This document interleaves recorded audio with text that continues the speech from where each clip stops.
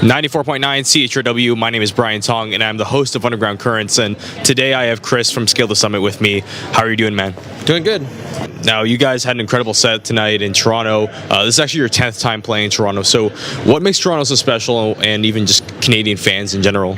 I don't know what it is, but Canada in general just enjoy their progressive music. Yeah. Whether it's just, more about the music here, it's definitely more about the music here, because we tour all over the States all the time, and every time we come across into Canada, even when we did it with Dream Theater, Mike Portnoy had told me, like, wait till you see the crowds, like, they double in size. It's like always the same, so it's a lot of fun.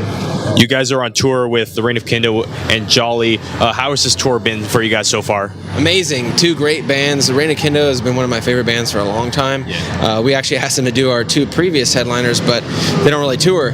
So once I saw the new album coming out, I figured this was like a better opportunity, since the timing would be more correct for touring, since you got a new record out. I asked them, they said yes, and I was beyond stoked, so it's good to have them out. I think it's their first time touring in like 3 years too, so it's incredible. Yeah, and they're all session guys, so like they're pro musicians, so we had to step up our game for sure. After the first show, we're like, damn, these guys are good. So your bassist Mark Mitchell is doing band lessons through Band Happy on this tour. Do you know anything about what he's been teaching, and just what kind of students he's been getting so far?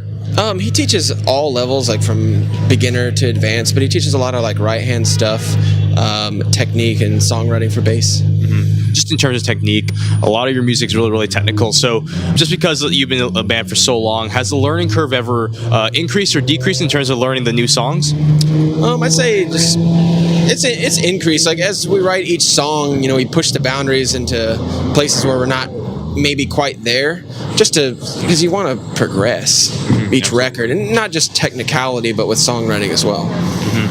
Now, with the migration, this is your brand new record. It came out in June. The word migration is from moving from one thing to another. Is that a very good representation of your music, or even just the album art in general? Yes, actually, the title came about more when we finished up the album art, like getting that together for the music. I actually had the artwork done before I even finished the record. Really? So I kind of wrote more. I told the artist, I was like, once it's already finished, I'm going to write more towards the art. And then it just came all together. But migration, it was just suiting for artwork and music combined. How is working with Duncan Store for the album artwork in general?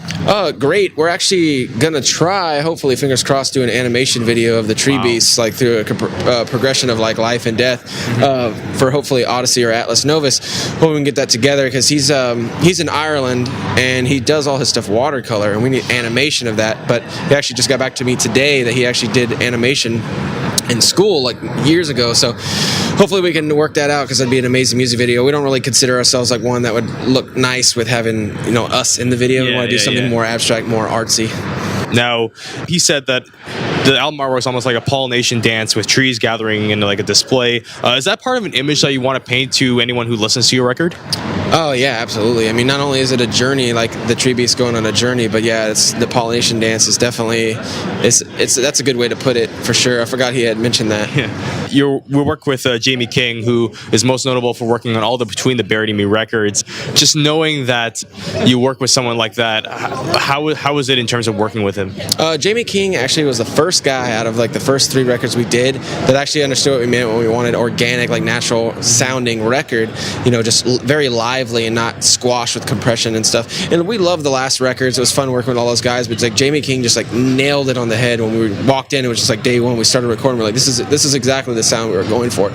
So he was fun to track with. Me and him are both like super perfectionist, so that got a little frustrating at times, because when I thought it was great, he didn't, or I thought it was good, he did whatever, and we'd have to just repeat until we got it right. So, but hey, it came out perfect, and I'm actually 100% happy this time. Just because you are an instrumental band, how do you name your music in general? Well, we wait till we finish the songs, and we just all sit down as a group and just go over like the imagery, the kind of the emotion that we get from it. And actually, my girlfriend actually helped a lot on the migration naming songs. I was like, I wanted an outside look, someone who's not a musician, to kind of give me like, what kind of feeling are you getting from this? I'm like, okay, that's interesting, which kind of helped me see it in her way, which is cool, because I have people that tell me all the time, like all kinds of weird stuff at shows, like this is what I think this song is kind of, and it's like the polar opposite of what we thought. I'm so like involved because writing every note of the song or whatever, but getting the outside opinion is kind of cool at times. So let's use an example. Like, how did you derive Atlas Novus, for example? Atlas Novus is actually one of the oldest published maps, and I just consider that song just a giant world map. It's got ups and downs and all kinds of layers and stuff like that, and I just felt so perfect when we figured that one out. You guys are selling some tab books, some instructional books on tour, including your new one called Guitar Technique 360. Just what compelled you to make all these kinds of books for people?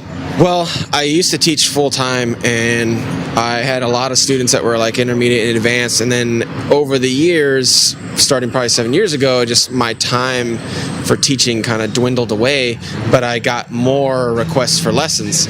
So I figured putting out a book, something cheap, like I'm $60 an hour for Skype or in person versus $20 for a book, which is like hundreds of lessons with me, So it's up to them. Obviously, they're not held responsible coming weekly lessons with me where I can judge them and stuff. And I still do teach, but that was kind of the reason for the books, is just to like open it up and give people a chance that aren't going to be able to ever take a lesson with me just due to my time or whatever, money, finances, to be able to learn from me. Just from teaching, like, has there been any students that have been fairly notable? Oh yeah, I've sent a couple off to Berkeley and a couple off to Musicians Institute. Really? I've had some composition majors that I've helped get through, composition during college, which is a lot of fun because I get to help critique their piece and help them with their pieces, and then hear an outside opinion from like a composition teacher. So it's kind of cool to look at it that way, I guess. Well, thank you so much for doing this interview. Always a pleasure to see you guys, especially in Toronto.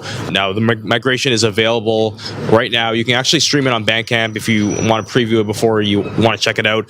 Just before we wrap things up, what do you guys plan to do to start off 2014? 2014, we're going to be doing a co-headline tour. Can't say who with yet, but we're going to be out for a while. We're going to be coming to Mexico for the first time. Okay. We've got a cruise ship tour with Yes, and then hopefully we'll be going back to Europe after this Europe December tour for some festivals.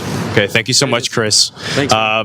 Once again, my name is Brian Tong. I'm the host of Underground Currents, and you've been listening to this interview brought to you by 94.9 CHRW.